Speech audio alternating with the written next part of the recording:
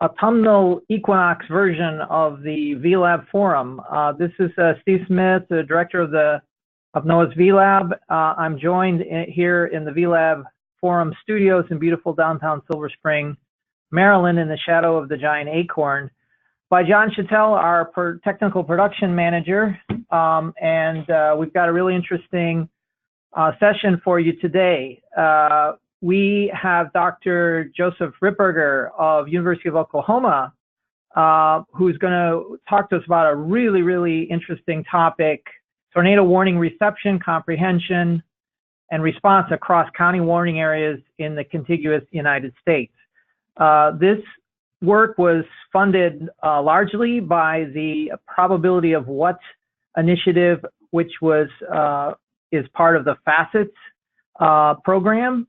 And I saw Joe actually this week in Norman, Oklahoma, present something similar to this, and we had already decided to line him up so he could address the VLabForum audience on this really important topic, really creative research, and highly, highly relevant to the Weather Service's initiative in IDSS, impact-based decision support services. I want to remind everyone that the format of the VLab Forums is about 30 minutes of content, and Joe will proceed shortly with that, followed up by a question and answer to fill out the remainder of the hour. We ask that you use the GoToWebinar raise your hand feature to ask questions during the Q&A, or to use the dialog box to chat your question in which case John Chattel will read your question to Joe, and Joe will hopefully be able to answer it. The other thing to note is that these talks are recorded and then uploaded to YouTube. So if you want to watch it again or share with your colleagues, it should shortly be up on the VLabForum website or YouTube site after the conclusion of this session. So without further ado, I'd like to hand over the control to Joe. Joe, you there? Yep. Hi, Steve. Hi, everybody. Thank you so much for being with me on this Friday afternoon. It's a little bit dreary here in Norman, but I'm really excited to be here. As Steve said, I'm going to talk to you today about tornado warning reception, comprehension, and response, and some of what we're doing to try to understand these things both across the country and across county warning areas here in the contiguous United States. I'm, of course, talking to you today, but this project has a lot of contributors.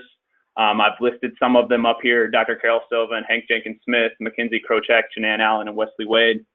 They're all here with me at the University of Oklahoma Center for Risk and Crisis Management. I just want to make sure that you're aware that if there are any serious questions about this project or serious problems with this project, they will be happy to address those. So just to get into the meat a little bit, I'm trying to just to tell you a little bit about the motivation behind the project. As you guys all know, National Weather Service forecasters and partners have many different responsibilities, ranging from the issuance of advisories and warnings to more specific advice, education campaigns, and guidance to people in the community before, during, and after high-impact weather events.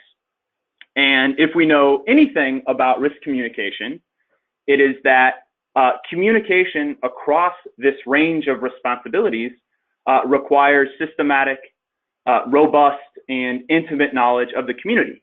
You have to know who you are talking to so that you can effectively deliver those messages, right? And unlike the climatology, which can in some cases be easy for forecasters to access and understand about the area, it can be really difficult to obtain this knowledge about the community, and especially hard to pass on to folks who are sometimes transplants in the communities they serve. And by that, I mean that oftentimes forecasters are in a position where they're serving a community that they haven't lived in for very long, or may not be from originally, so they don't have a solid understanding of what that community looks like when it comes to things like weather awareness, right? And the primary challenges here, again, unlike climatological data, which can be relatively easy to obtain, right? Forecasters and partners often have little or no access to social data on the communities they serve. They might wonder, for example, how many people in my county warning area receive or understand or respond to the extreme weather forecast and warnings that I'm issuing. Or they might wonder, how does my CWA compare to other CWAs? How does what we're doing here in OU Norman, how does that differ from the challenges in Tulsa or in the Dallas CWA? And so what we're trying to do as part of this project is provide some of the data that would be necessary for forecasters to answer some of those questions. And the way that we're doing that is with something that we're calling the Severe Weather and Society Survey. That is an annual national survey that we do here at the Center for Risk and Crisis Management. The goals of that survey are really twofold. One is to develop baseline measures of forecast and warning reception, comprehension, and response across the United States. To develop these baseline measures across the United States. And then the second goal, and the goal that I'm going to talk about a little bit more today, is our ability to use these measures to track these concepts across communities and over time. So what we want to be able to say at the end of the day is not just how many people receive, understand, and respond to forecasts and warnings, but also how does that differ across communities, and how is that changing over time as we develop new programs and practices in the Weather Service. And the methodology that we're using to do this is yearly public surveys that include baseline questions on these concepts, but also experiments on new topics and issues. And so some of the experiments relate to the use of probabilistic language and how changing probabilistic language might affect comprehension or forecast and warning response. And I'm not going to talk too much about the experiments today, but I'm certainly happy to address any questions people might have about that in the Q&A section. So our progress to date, we did pilot surveys in 2012 and 2013, and those were just of the central region of the United States. And then we did complete national surveys in spring 2017 and 2018. And that's representative of the entire contiguous United States. And to date, we have used that survey data to develop these baseline measures, specifically focusing on tornado warning reception, comprehension, and response.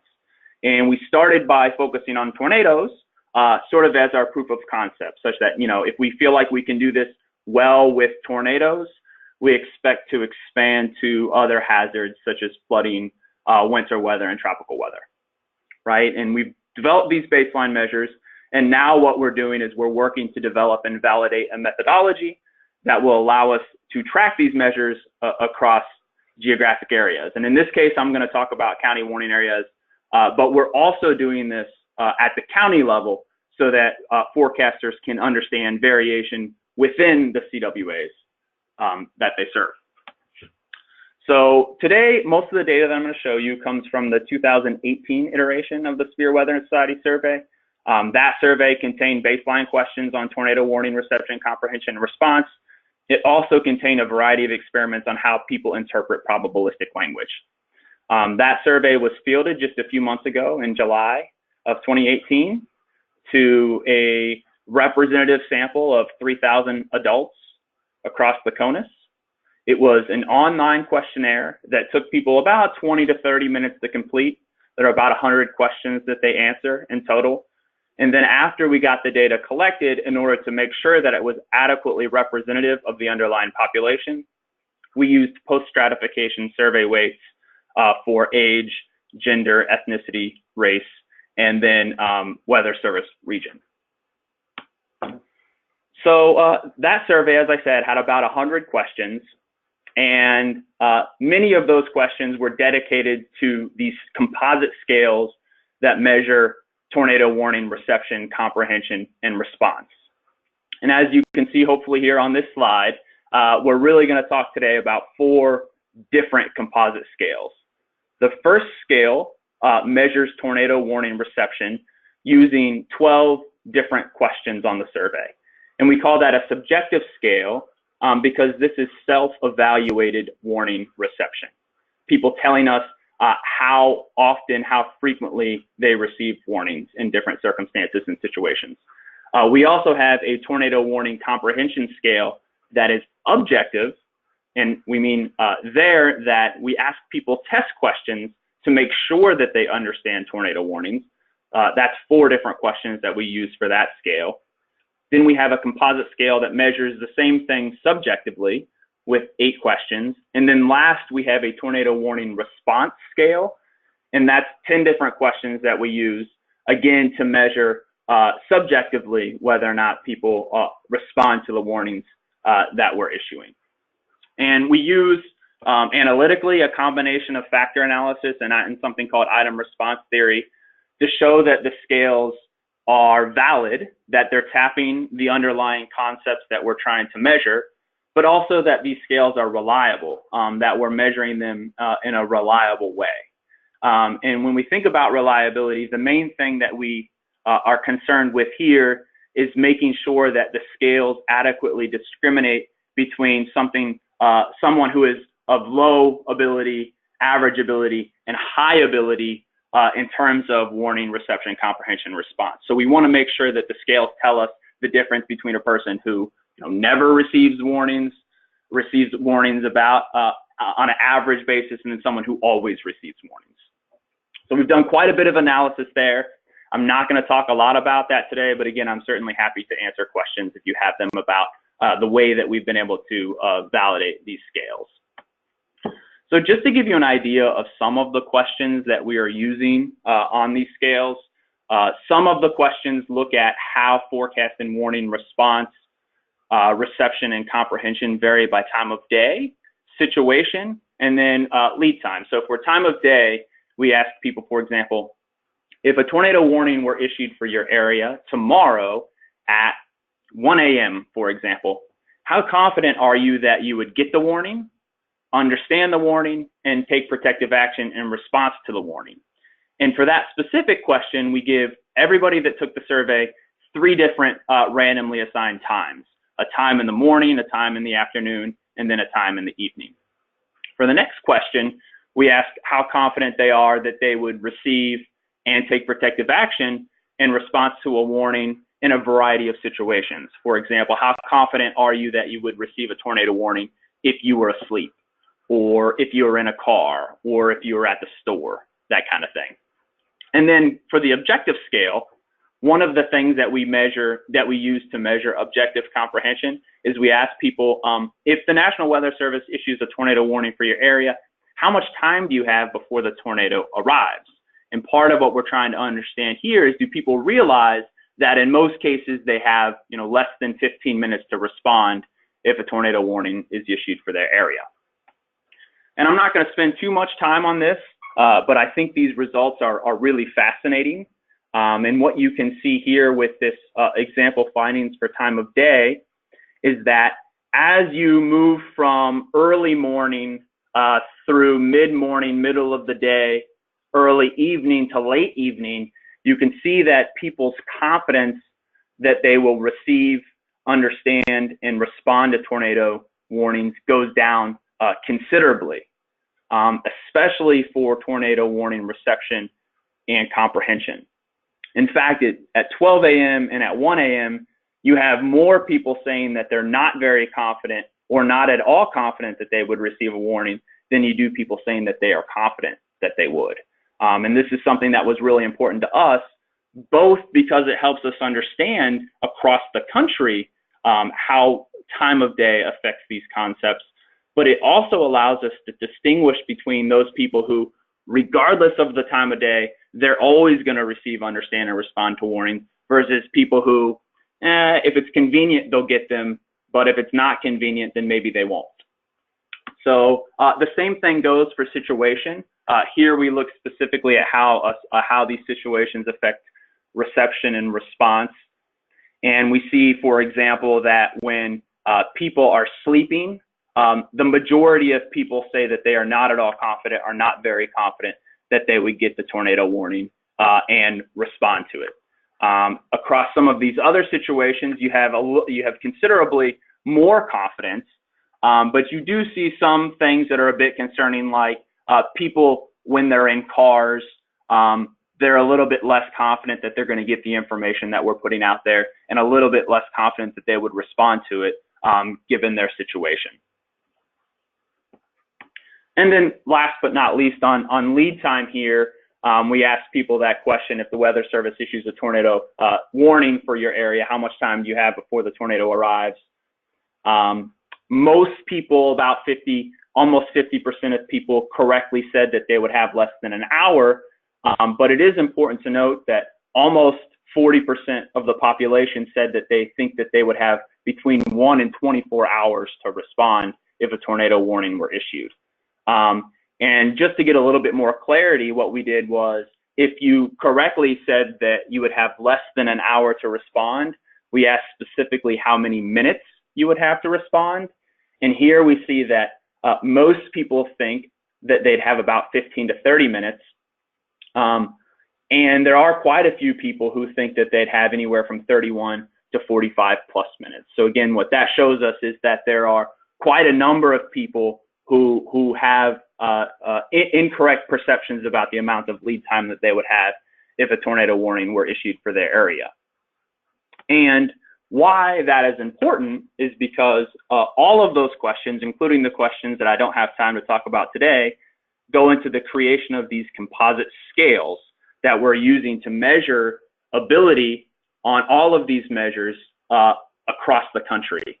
And what these density plots show you here is what the distribution of ability looks like according to the questions that we asked people. Along the x-axis, ability is measured in standard deviations.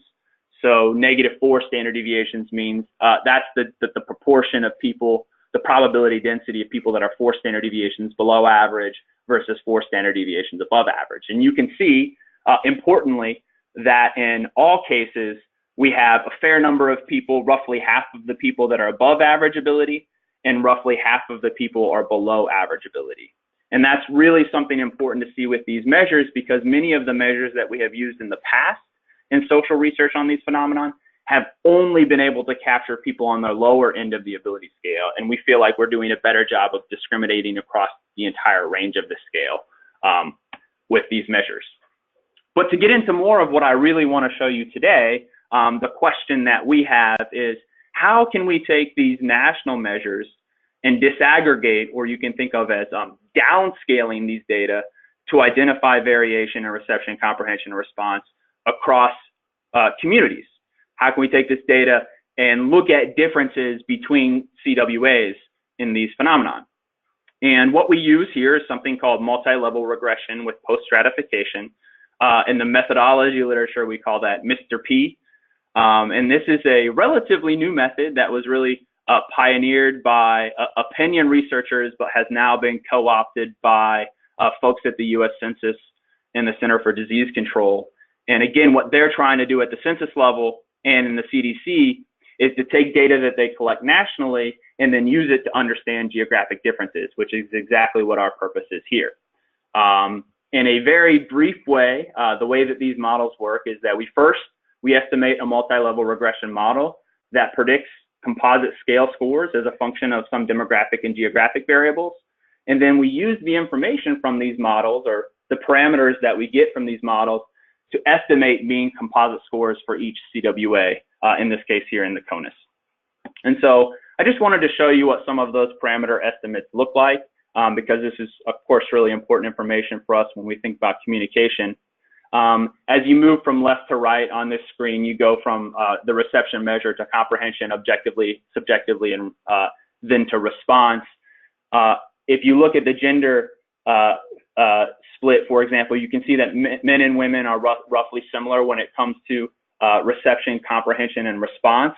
But interestingly, when you ask men and women to subjectively evaluate their comprehension, men are more likely to say that they understand warnings than women are. Even when you measure objectively, they're exactly the same. You can also see slight differences in Hispanic and non-Hispanic groups, especially when it comes to subjective comprehension. especially when it comes to objective comprehension. Non-Hispanic groups have slightly higher levels of comprehension than do Hispanic groups. There are some really interesting differences in age. Younger folks are more likely to receive warnings, but less likely to understand them. Older folks, by contrast, are less likely to receive, but more likely to understand them, and in some cases, less likely to respond to them.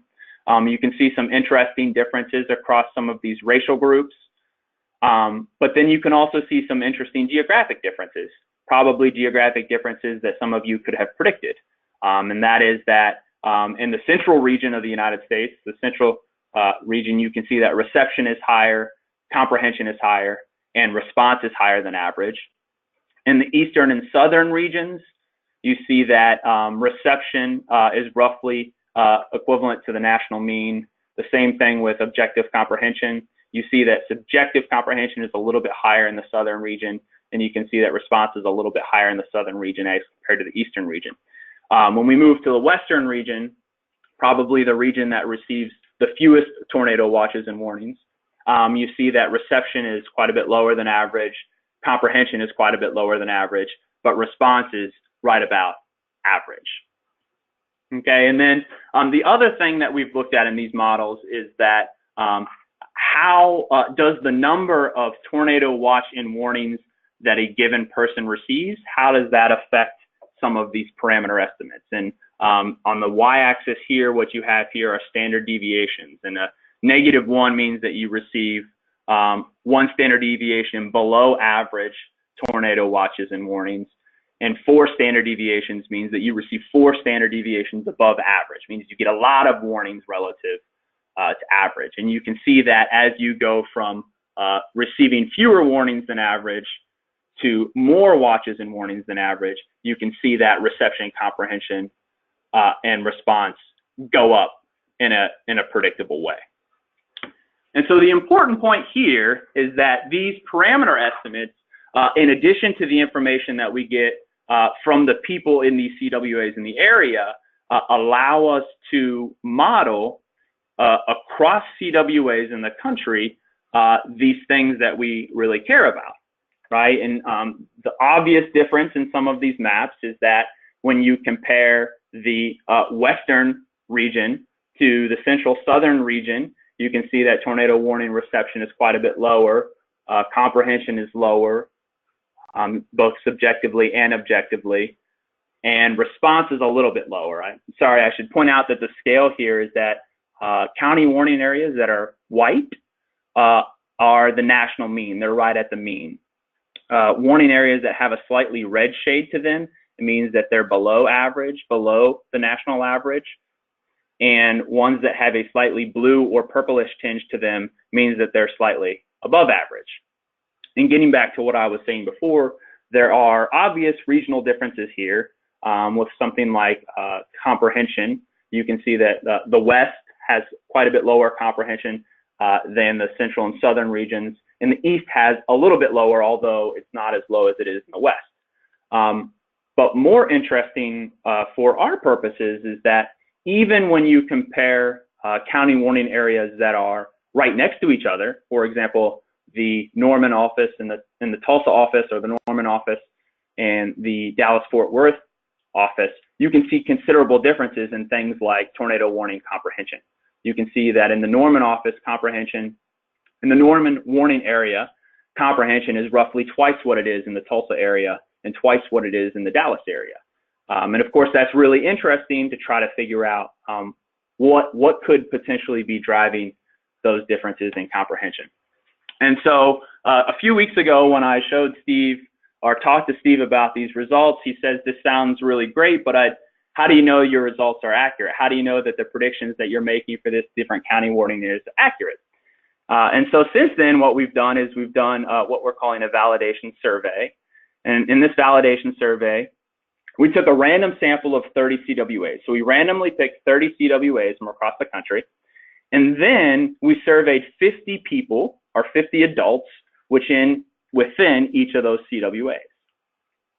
And then what we did is we compared the observations from each of those CWAs the observations that we get from that oversample of 50 people, to the predictions that we made based solely on the model. And if the estimates are accurate, there should be a relatively high correlation between the predictions that we're making and the observations that we're getting from the oversample. Note that this is exactly what the census has done, and this is exactly what the CDC has done to make sure that the models that they're using are accurate for their local area estimation. And just to give you some perspective, what they have previously defined as a high correlation is a correlation that's somewhere between about 0.4 and 0.6. If the correlation between the two is somewhere between a 0.4 and 0.6, you can be reasonably confident that the model you're using to estimate these things has a meaningful signal to it. Okay, and so this just shows you this map that is up on the screen now in red. That just shows you the random sample of CWAs that we chose for our oversample. And this next page here shows you both the scatter plots and the correlations between the predictions that we made based exclusively on the model and the observations that we get when we did the validation survey. And to our surprise, actually, we thought that the models would require quite a bit more calibration. And while they clearly do require some calibration, the correlations that we're getting across these measures between the predictions and the observations are quite a bit higher than what we've seen in other areas. The lowest correlation is in response. That's 0.52. But when it comes to comprehension, both objectively and subjectively, we have correlations that are 0.75 and 0.82. That would indicate that we have we're doing a pretty good job of hitting our mark with just the predictions alone.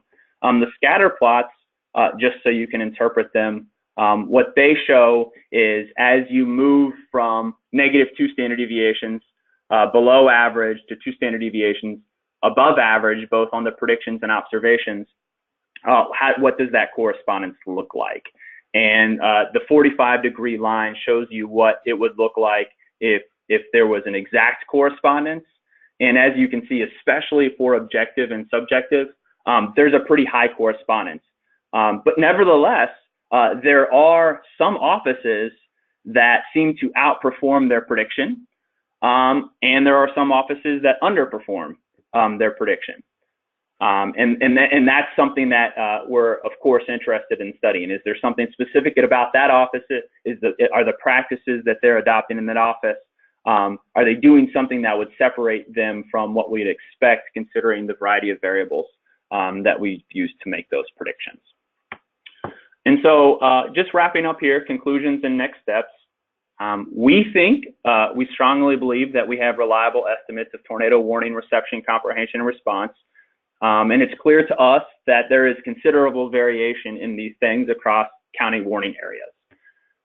Now what we're doing is we're working to refine and calibrate these estimates, especially the response estimate. That correlation was maybe a little lower than we had hoped it would be. And so we're trying to see if we can do a better job of either calibrating the model or using a couple different survey questions to measure response more accurately. But after that, or I suppose I should say, in addition to that, what we're really interested in doing is identifying the factors that explain this variation. Why is it the case that some county warning areas have higher than average comprehension, whereas other county warning areas have lower than average comprehension? And one of the things that we're going to try to look at is, does it have to do with WFO practices or culture? Are there some policies that some WFOs are using, or some things that some WFOs are doing that might be increasing the level of comprehension in their areas, where that we could perhaps export to other WFOs that have lower than average things like comprehension response? We're also trying to look at how it might relate to differences in media markets. Do different media markets contribute to comprehension and responsiveness in different ways? Or we're also looking at, is it just the fundamental nature of the community? Is there just something different about these communities? I don't know, many people has been to Norman, Oklahoma, but Norman, Oklahoma is a weird community when it comes to the weather. It just so happens that everybody here is fascinated with the weather, and as a result, warning comprehension is higher than you would expect given the characteristics of the community. In addition to that, what we're trying to do is develop a weather decision training division tool and of course, that will allow forecasters and partners to not only see these maps that we're making, but to get in and actually interact with the information about their community so that they can both learn more about their community, but also try to understand how their community might be different than some of the other communities in their immediate area. And then last but not least, of course, we're trying to expand this methodology to other hazards. We're starting with flooding, but we're hoping to move to winter and tropical soon thereafter. This slide here just shows you a mock-up of the tool that we're trying to build right now that will allow for a little bit of interaction. And for example, people will be able to go in and say, okay, what is it that I care about? Do I care about warning comprehension? Or maybe I care about hazard knowledge. How much do people in my area understand about snowstorms? Or maybe I care about hazard preparation. And then you could go in and select, okay, at what level of geography are you interested in? Do you care only about differences in states or county warning areas? Or maybe you want to know within your county warning area, the differences across counties. Are some counties more prepared or less prepared than others? Are risk perceptions higher in some counties and lower in other counties? And then last, we're trying to allow for that functionality to specify different groups. So for example, if you wanted to look at how people who are 18 to 24 might differ from people who are, let's say, 35 to 50 in things like warning preparation. And again, the whole point here is to equip forecasters with the information that they need to better communicate risk in their area. And while this might not be perfect information, while there's certainly room for improving the information we're collecting, we think that this is better information, hopefully, than forecasters have ever had about their communities. And we really hope that it's useful in answering some of the questions that you might have. And then just finally, I just wanted to reiterate what Steve said. Support for the analysis that I talked about here came from the U.S. Weather Research Program as part of the Probability of What, or the FACETS project. And support for the data collection came from the University of Oklahoma. If you have questions, I'm certainly excited to talk about those right now. But if we don't have time to get to them, or if you have a question maybe afterwards that you thought about, you're certainly welcome to email me or Hank or Carol, and we'll gladly answer any questions that you might have via email. So with that, I just want to say thanks again, and I'm really excited for the discussion. Thank you so much, Joe. Just fabulous work. And I think there's just a ton of questions. At this point, folks, if you want to use the raise your hand feature, please do so now. And we will have John Chatella unmute you so you can ask your question directly to Joe, or you can use the chat feature. I'm going to start off, Joe. First of all, that validation work is just phenomenal. That was the worry when I first saw that, and you just went to the heart of the matter and addressed the question. And oh my goodness, it works. so that is that I think was a very important step, because we obviously want to know the models work, and so that's tremendous. So my first question, I got a whole bunch of them, but here's the number one. So you got these data, you got data at every CWA on tornado warning response. So one of the big questions you're probably aware of is with offices, and I'm talking CWAs, where there is maybe above average false alarm rate on tornado warnings. Does the community become desensitized to receiving these warnings and therefore are less likely to respond to the warnings, such as was suggested in the 2011 Tuscaloosa and Joplin cases, where there was, through anecdotal evidence, it seemed that people may have been overwarned, and that was they didn't react appropriately. So here you could basically look at the correlation between this response and the false alarm rates at every CWA, and I would think get a good hint at what the answer to that question is. Have you thought about that? Yeah, that's a great question.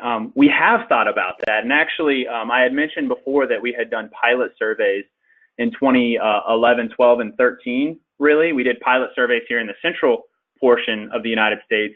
And we did find that on average, in county warning areas that had high false alarm rates, the folks in those county warning areas were more likely to perceive that the forecast system was prone to error, and as a result, less likely to trust that forecast system, and given that lower trust, also less likely to respond to future warnings.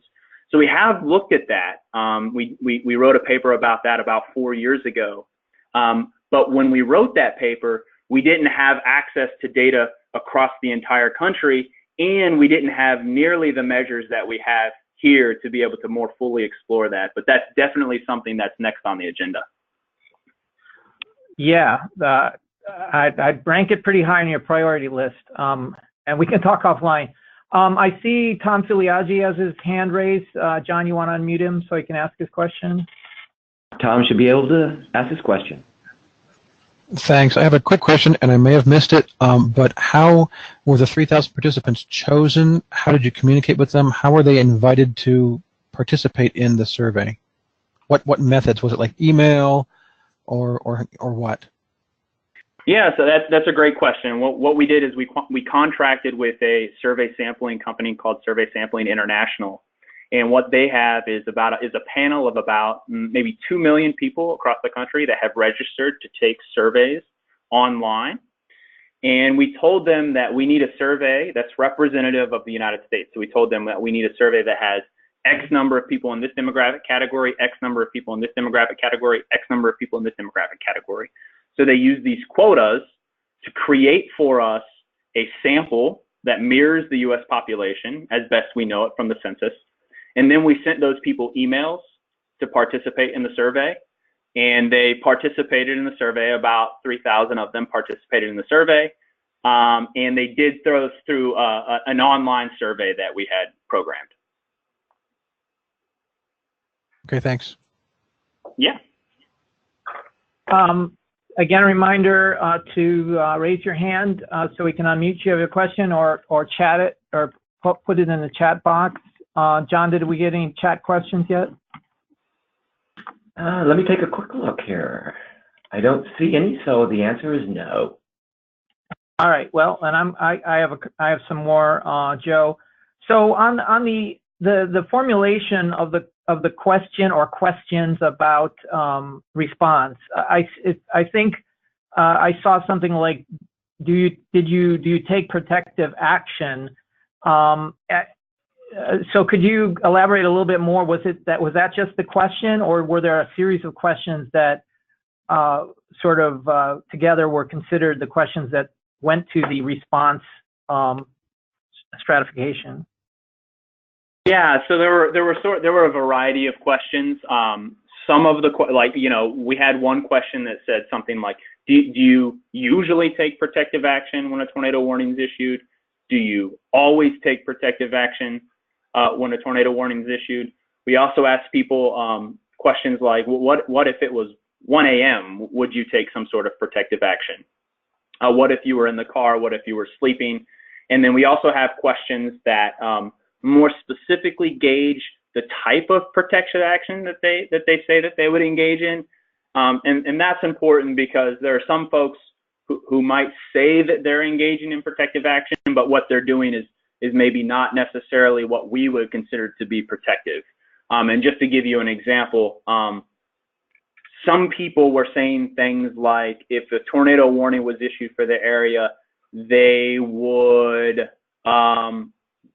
go out to their garage and sit in their car, or they would stand under a door frame, which might be protective actions for some of the types of hazards that people would experience, but we wouldn't normally think about those as being protective actions that are appropriate given the tornado threat. So yeah, we asked specifically the type of actions that people would engage in, but then we also asked them to tell us across all of this range of things, how confident are you that you would actually take some protective action? Okay, so what was the action that was most often selected of the options? It's a hard question to answer because It somewhat depends on the amount of lead time that someone has. If people have, if we tell them that they have long lead time, many times people say that they would monitor the situation. If they have less lead time, they would move to the most sheltered part of their residence. But I will say that a non-trivial portion of people said things like they would, if a tornado warning was issued, they would leave their residence either to escape the warning area or to get to a shelter that is somewhere in their community. And again, that's something that we obviously, at least on the current tornado warning timescale, would probably discourage. But there are quite a few people saying that they would evacuate the area for some reason or other if they were to receive a tornado warning. Okay, great. So I think this is obviously when we're talking about establishing a baseline response, or a baseline to how people respond or don't respond. Obviously, we want to know in general, do they respond at all? And then the next question is, well, how do they respond? Because again, I think, and believe me, I believe that the probability of what and FACET's program in general has basically paid for itself multi times over with just this study. That's my personal opinion, because we want to understand what is this baseline because it's necessary in order to determine if we throw CAM's model into the mix, if we change our warning methodology, we change our Watts, and we would like to know, does these changes upstream in the warning system, do they move the needle in the right direction on the baseline human response? And so this research gives us a hope to establish what is that baseline response so that we can answer those questions. So I think that this is just tremendous kind of work, and I hope that we can keep the funding going, and so that you can repeat these the studies, repeat the surveys rather, so that as you mentioned to me before and to others, that the importance here is to have this longitudinal database so that you can look at trends over time, just like we do for our tornado warning metrics and other things. Let's see. I see Brian Curran has got he's got a question mark. Did he put a chat question in there, John? Yes, he did. Hold on a second. I had it. Now it's gone. Trying to make it bigger so I can read the whole thing. Okay, so Brian asks, are there plans to dig deeper into warning reception, comprehension, and response with Hispanic/Spanish-speaking populations? Yeah, that's a great question, Brian. One of the things that we opted not to do this time was to make the survey available in Spanish. And as a result of doing that, we necessarily excluded some portion of the population that would most likely be vulnerable to low levels of comprehension, reception, and response. And so we are hoping to, in the future, make the survey available in Spanish so that we can actually capture that diversity of responses that we might get across Hispanic and non-Hispanic communities. It's really challenging to do that in this domain because sometimes there's not exact translations between some of the words and the terminology that we use in the Weather Service. We have to work with not just translators, but translators that are well-versed in weather communication. But that's certainly something that's on our radar and something that we're hoping to look at in the future. Great question. Thanks, Brian, out there in Midland, Texas. Jason Burks, can you unmute Jason? John, he's got a question. Jason is unmuted. Can you hear me? Yes, we can, Jason, loud and clear. Okay, so I had two questions. One was you had a slide that showed kind of at various different locations what people's response, what they felt their response was, depending on whether they're in a car or a store or something like that. Mm-hmm. Yeah. So one of the interesting things that was wondering about this is that people feel like they're very, so if you look at like, one of the things that jumped out at me was that like if you look at work, school, and store, it seemed like people were very confident that they were going to receive the warning and that they were going to respond. And obviously, like typically, my experience, this is just my experience in life, is that work and school, obviously, those places have usually set, you know, kind of ways to deal with a tornado warning. So if a tornado warning is in effect and they're in the area, then they do their tornado warning thing. You know, like school, you go in the hallway and you take protections and stuff like that. And they kind of have that down pat. But like at a store, you know, I've been in stores before where, you know, it's up to the store manager to kind of decide how to respond to a tornado warning or, you know, or a threat like that. And the results is that you get kind of varied results. You don't necessarily, they don't always react in the same way as a group would in a school or a work. And so the interesting thing about that is that people felt very confident that they would be able to receive and respond to tornado warnings in both those cases, work and school versus store. And I just thought that seems like kind of a risk factor there because people are putting their inherent, you know, they're relying on somebody that may be not as trained and not as equipped to deal with or communicate tornado warning kind of information and what to do in a tornado warning. And so that seems to me like a risk. What are your thoughts on that? Yeah, I mean, I think that's exactly right. One of the things, going back to a question that Steve had earlier, that we did not do here, that I'd like to do in the future, is ask people how they would respond in these different situations, right? Because how you would respond if you were at a store is obviously different than how you would respond if you were at home. And just to not make it too personal, I've been in Norman, I've been at Walmart and at Target on 2 separate occasions when a tornado warning was issued here in Norman. And in both cases, it was clear that the store manager did not know entirely what to do. At Walmart, they were sort of allowing people to leave the store if they wanted to. At Target, they wouldn't let anybody leave. At first, they put us all back kind of in like this weird electronics section, and then they realized that that's probably not the safest place. Let's move you to to the toy section by all the stuffed animals.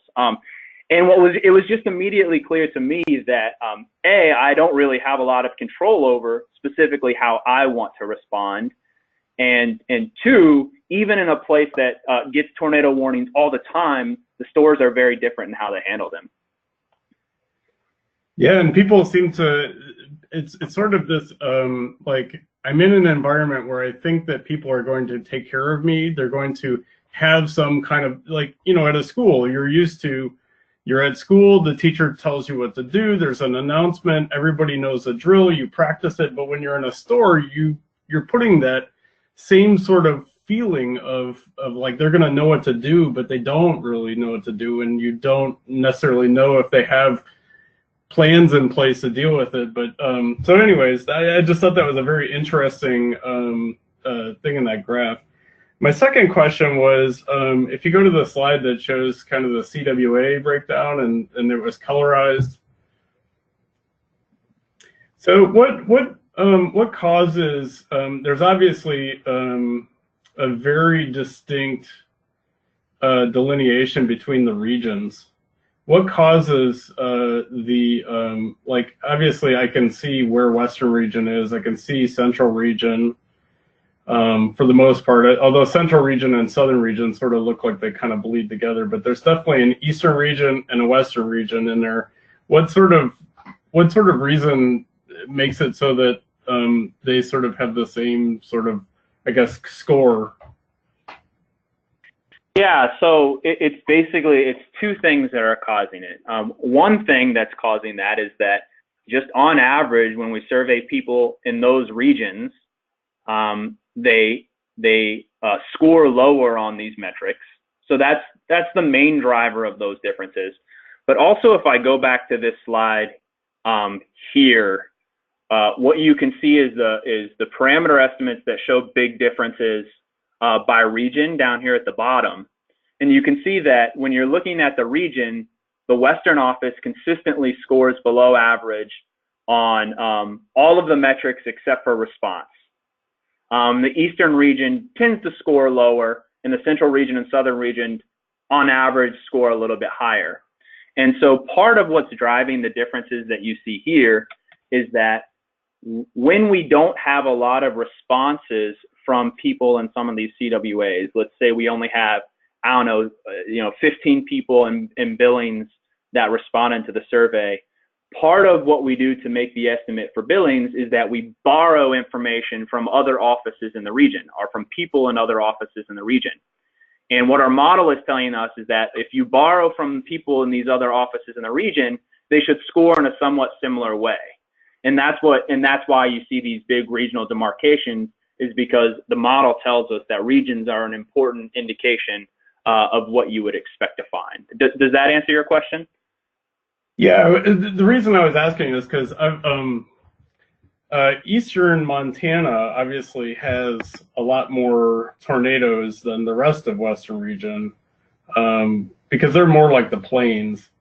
And so I would think that they would be more responsive to, tornado warnings and would have more response time or better response time and know what to do because they encounter that phenomena more frequently than people in, like, let's say Salt Lake City or in the middle part of the West or the West Coast. So I was just wondering if so like Billings and Glasgow were kind of, because they're in Western region, kind of get a little bit pushed towards the more Western region mentality or scoring. Yes, and so actually one of the things that I was going to point out is that if you look at these scatter plots, especially let's say for reception and comprehension subjective, you can see that our model is predicting that people in Billings, that BYZ, they should have about 2 standard deviations below average reception and comprehension. But when we actually measure that, because they happen to be part of our oversample, they're actually scoring slightly above average. And so in both of those cases, one of the things that deviates most from our model, one of the offices is Billings. And part of the reason is because those people are different than the other people in their regions. And so that's kind of what I was trying to say before, is that we need to think about how to calibrate these models to make sure that we're accounting for some of these offices that are really outperforming or underperforming consistently what the prediction's saying that they would be doing. Okay, great, thank you. Mm-hmm. We have time, folks, if you want to raise your hand and ask a question either through chat or through the audibly. I've got another one. Could you go to the demographic slide, Joe, that with the that one? Yeah, that one. So so this one is I think you've already hit on the importance of this, but in particular it seems highly valuable information for National Weather Service in its effort for IDSS in the messaging and so forth in terms of preparedness and communication to these different demographic communities. So it's a part of our mission, and it has been for many years, is to do outreach, education to the community, and really it is communities. So having this kind of information, it seems, will allow our WCMs and other people in the office, when they do these outreach events or education, or maybe to establish targeted types of outreach to certain demographics. I noticed, the plus 60 demographic, which is a growing demographic. The boomers are getting up there in age, but they're still out there and maybe retiring, but obviously a demographic that's increasing. And so this type of information seems like a way for the Weather Service to get more specific in what it's doing in the messaging, with the hope that, again, they could maybe move the needle on some of these demographics if they are targeting specifically, so that if you continue, you're able to continue, or we're able to continue doing these types of surveys, that over time maybe you start to improve on reception and comprehension for the 60+ group, because you're actually doing specific things that can reach that community. Yeah, that's exactly right. We see this as an equally important part of the model, not just stratifying by region, but also stratifying by these demographic categories, and then looking for changes that we might start to observe over time. On the topic of IDSS, one of the things that jumped out to us that was surprising, but also not surprising at the same time, was that when you look back at some of these other slides here, especially this slide on time of day, and this slide when you look specifically at sleeping, is that you have large portions of the United States across the country saying, hey, I'm not sure that I'm going to understand or respond to tornado warnings if they're issued at night. And that is important in part because it might help us understand why it is the case that we have increased levels of injuries and fatalities in parts of the country that are prone to nocturnal tornadoes. And so what we're hoping is that if we continue to observe over time, that we could develop strategies that would help us flatten some of these lines out to the point where people are confident that if they're sleeping, they would get these messages. To where people are confident that, look, even though I'm sleeping, I have a plan, and if I get a tornado warning at nighttime, there's something that I can do about it. And we hope that that not only increases comprehension and reception overall, but also is really helpful to portions of the country, especially the southeastern portions of the country that are just cursed by these nocturnal tornadoes. Right. Very good. Another follow-up, Joe, I had was on back to the response question, take protective action. So did the nature of this question, was it ambiguous with regard that action was to life or property or both, or did you tease out life versus property in response? It was, right now, it's somewhat ambiguous. We ask it kind of in two separate ways. First, we ask people, what would you do? And then we kind of give them a list of options. Would you do nothing? Would you shelter in place? Would you move to a specifically constructed storm shelter in your home? Would you leave the area for shelter, etc.? But then we also give people, in a subsequent question, the freedom to just write anything in that they want. And in some cases, they wrote things that were pretty crazy, that I'm not really sure what to do with. And in other cases, they wrote things that were really surprising. Things like, I would, if I thought a tornado warning was going to be issued, or if a tornado warning was issued, I might put my purse and my car keys in the basement, or I might put my outfit out and some shoes out in the basement and prepare just in case something happens. And so I think we see people both thinking about property and safety, but mostly people are thinking about safety when answering these questions. Most of the responses that people give us are geared towards life safety and a little bit less so towards property, but we'd certainly like to think more about property in the future. Excellent. Well, we're out of time, but I want to thank Joe and the team out there in Norman for fantastic research and for taking the time to put together this presentation and share the results with all of us. It's definitely lots of food for thought, lots of things to consider, and we're definitely going to be, I think, asking you and your team, Joe, to present this to other important groups with Inside Weather Service. I think this needs to be heard and digested, and we need to act on this type of thing specifically for our, again, as a sort of underpinning of the IDSS effort in Weather Service. We can no longer sort of say, I think in good faith, that we're addressing IDSS without really being able to measure this type of thing.